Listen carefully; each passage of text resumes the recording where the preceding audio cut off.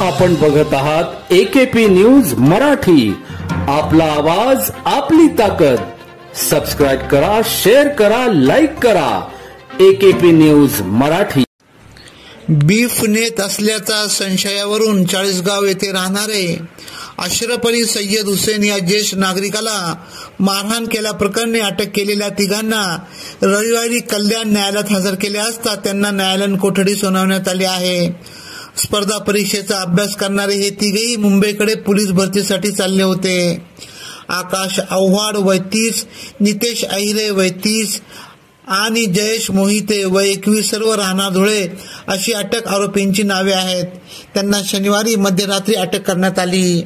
अशरफ अली हे 28 ऑगस्टला कल्याण येथे राहत असलेल्या मुलीकडे धुळे मुंबई एक्सप्रेसने येत होते। प्रवास दरम्यान बसण्याच्या जागेवरून त्यांचा व तरुणांचा वाद झाला होता। त्यानंतर बसण्यांमधून बीफ नेत असल्याच्या संशयावरून काही तरुण अशरफ यांना जाब विचारत असल्याचा व्हिडिओ समाज माध्यमावर व्हायरल झाला होता। या प्रकरणी तरुणांविरुद्ध गुन्हा नोंदवण्यात आला होता। त्यानंतर ही कारवाई करण्यात आली।